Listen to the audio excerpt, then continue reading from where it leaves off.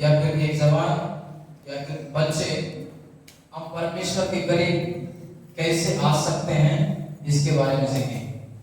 क्या विषय है?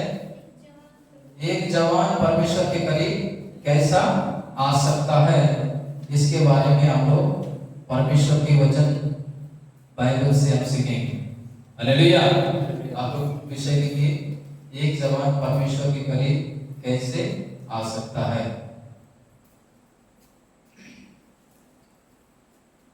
एक वचन पढ़ेंगे, यूहन्ना की किताब उसका 15 अध्याय उसका 7 पद। यूहन्ना 15 अध्याय उसका 7। यदि तुम मुझ में बने रहो, यदि तुम मुझ में बने रहो और मेरा वचन तुम में बना रहे, हाँ तो जो चाहो मांगो हाँ और वह तुम्हारे लिए हो जाएगा। आमीन। हालेलुया।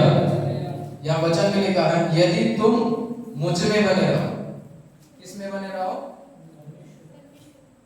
यदि तुम मुझ में बने रहो और मेरा वचन तुम में बना रहे, तो तुम जो चाहो मांगो वह तुम्हारे लिए हो जाएगा। हालेलुया। या परमेश्वर का वचन साफ रीति से कहता है, यदि तुम मुझ में बने रहो। किस में बने रहो?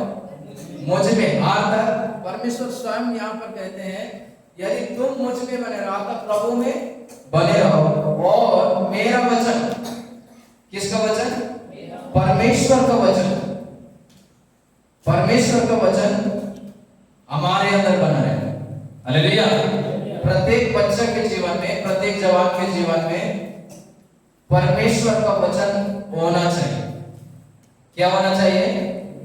परमेश्वर का वचन यदि हमारे अंदर रहेगा और हम प्रभु में बने रहेंगे, तो परमेश्वर के करीब हम आ सकते हैं।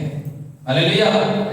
वचन के बिना, परमेश्वर के ज्ञान के बिना, परमेश्वर की बुद्धि के बिना, परमेश्वर के मार्गदर्शन के बिना हम लोग परमेश्वर की उपस्थिति में सही जीवन नहीं जी पाएंगे। समझ में आया? तो हमको परमेश्वर के करीब आने के लिए पहला क्या चाहिए? परमेश्वर का वचन हमारे अंदर होना चाहिए। किसका वचन? किसका वचन? परमेश्वर का वचन यदि हमारे अंदर होगा तो आप परमेश्वर के करीब होंगे। किसके करीब होंगे? समझ में आ रहा है? हेलो, इधर समझ में आ रहा है? हाँ, पहला पॉइंट है परमेश्वर का वचन हमारे अंदर होना है। देखिए, किसका वचन? परमेश्वर का वचन हमारे अंदर होना है। अब इधर ध्यान से सुनेंगे, परमेश्वर का वचन हमारे अंदर होने का कारण क्या है? सुन रहे हैं? परमेश्वर का वचन हमारे अंदर होने का कारण क्या है? नीति वचन पहला अध्याय पहला पद से पढ़ेंगे।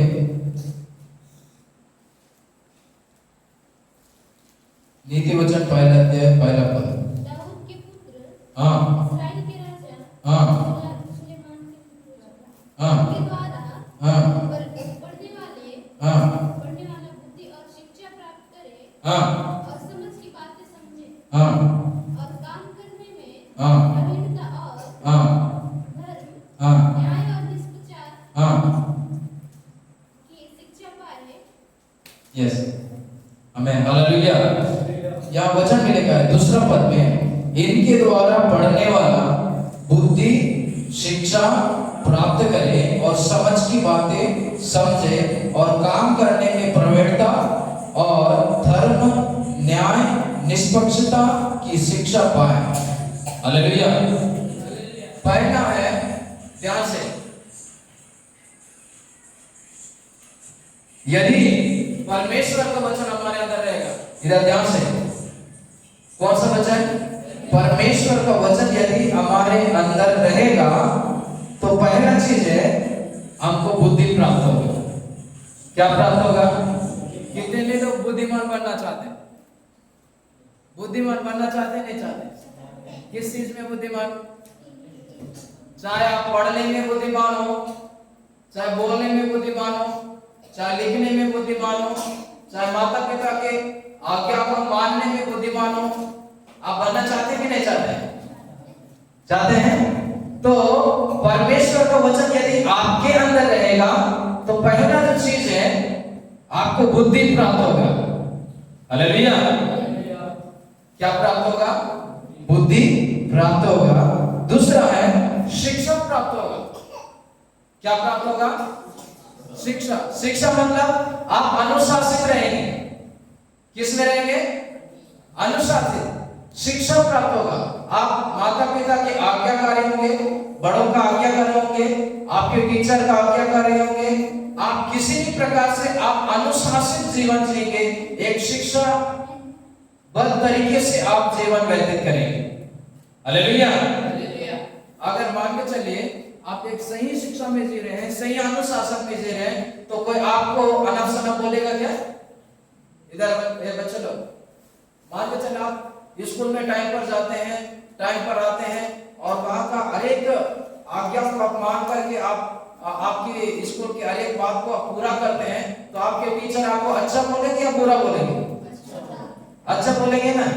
हाँ, तो अगर आप आपके माता पिता के हर एक बात को मानेंगे तो आपके मम्मी पापा आपको अच्छा बोलेंगे या बुरा बोलेंगे? अच्छा बोलेंगे। लेकिन ये सब कब हमको हासिल होगा? परमेश्वर का वचन में लिखा है, यदि मेरा वचन तुम्हारे अंदर रहेगा तो पहला चीज है आप क्या प्राप्त करेंगे? बुद्धि प्राप्त करेंगे। हालेलुया। क्या प्राप्त करेंगे? बुद्धि प्राप्त करेंगे। दूसरा है आप अनुशासित में रहने का सीखेंगे। अनुशासित में रहने का एक तरीका को आप सीखेंगे, आप सही रीति से जीने की तरीका को आप सीखने पाएंगे। हालेलुया। हालेलुया। तो और आगे कहता है परमेश्वर का वचन, और समझ की बातें समझेंगे। कौन सी बातें?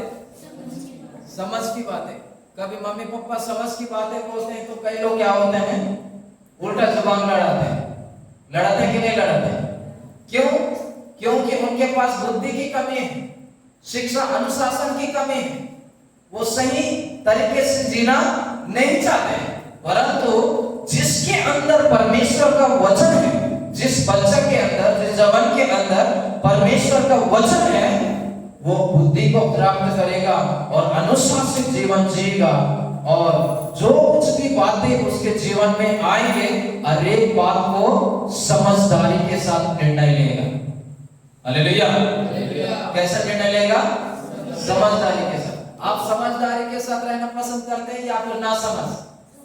कितने लोग ना समझदारी के साथ रहना चाहते हैं? कोई है? कैसा रहना चाहते हैं? समझदारी। तो समझदारी के साथ रहना तो क्या करना पड़ेगा आपको? परमेश्वर के वचन की गहराई में बढ़ना पड़ेगा, परमेश्वर के वचन को पढ़ना पड़ेगा, परमेश्वर के वचन को सीखना पड़ेगा, वचन के अनुसार आपको चलने का प्रयास करना पड़ेगा। हालेलुया। करना है कि नहीं करना है? करना है। हाँ, तो हम क्या होंगे? जब परमेश्वर का वचन हमारे अंदर आएगा तो हमें क्या मिलेगा? समझ की बातों को समझने का हमें अवसर मिलेगा, हमें तरीका मिलेगा, एक हमको एक ऐसा बुद्धि हमको प्राप्त होगा। हालेलुया। और आगे परमेश्वर का वचन कहता है काम करने में प्रवीणता। क्या करने में प्रवीणता? काम करने में। काम करने में मतलब क्या क्या काम करते हैं बताइए? सिस्टर लोग काम करते होंगे, झाड़ू लगाते हैं और जितने भी काम, ठीक है।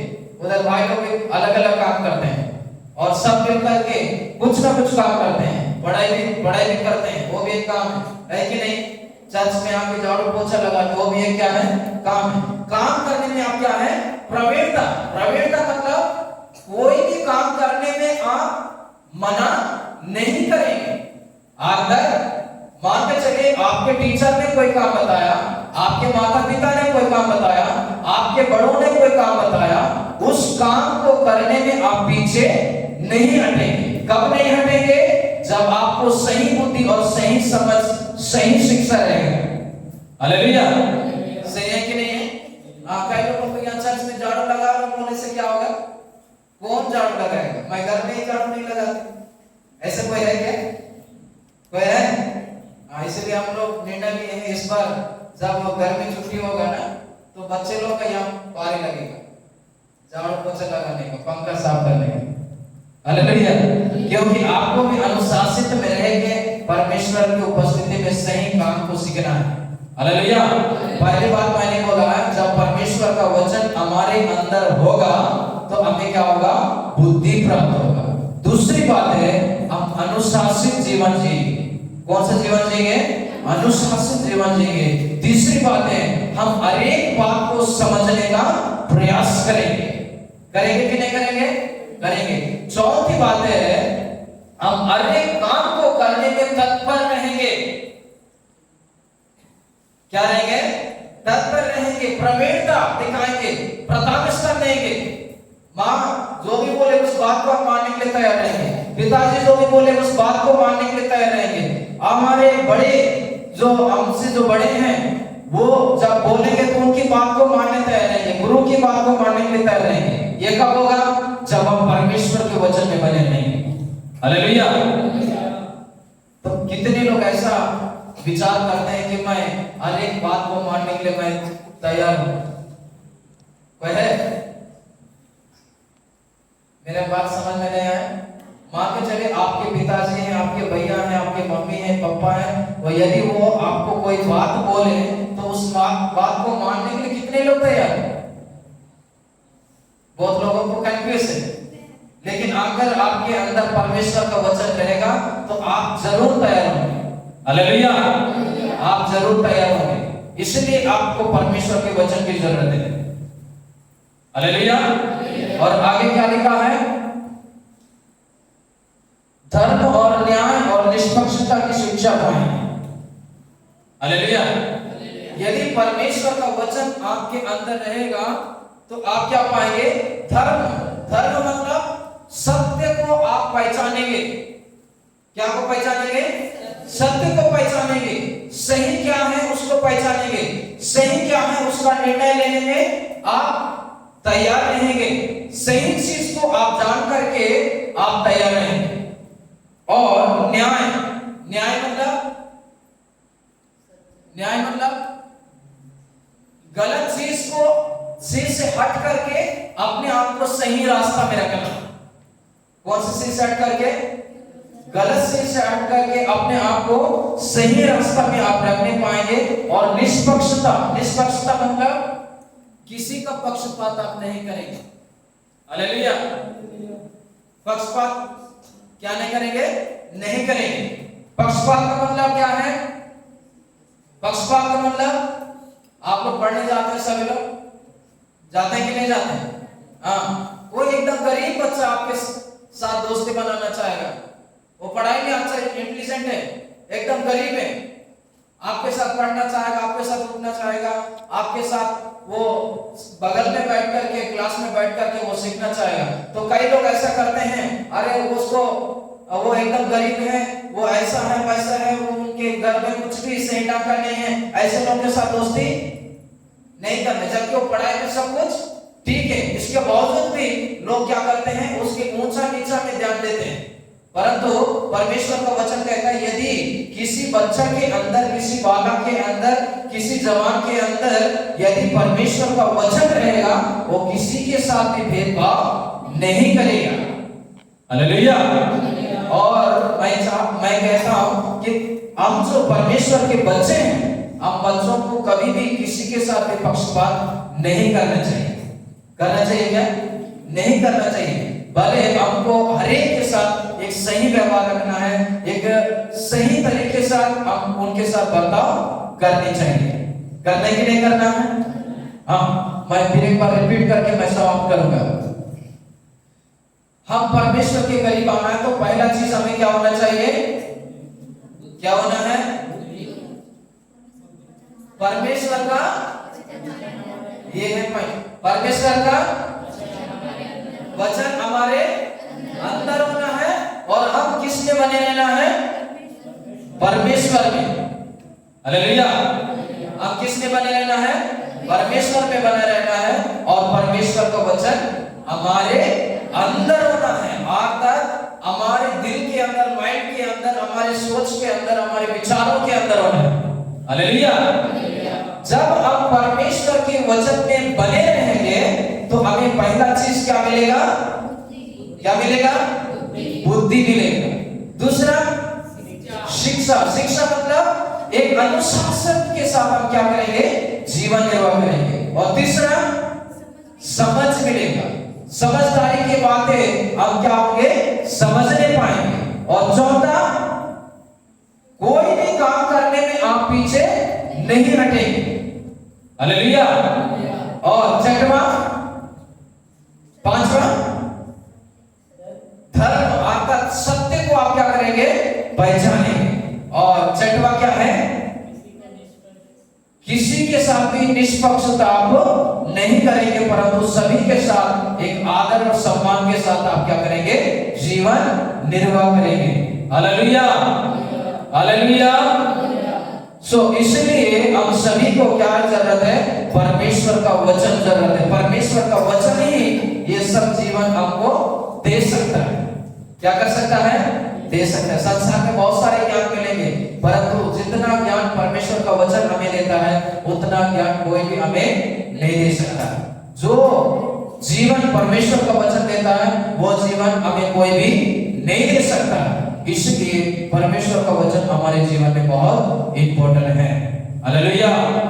इस वचन के द्वारा परमेश्वर आप सभी को आशीष दे। हालेलुया। एक बार जोरदार ताली बजाएं।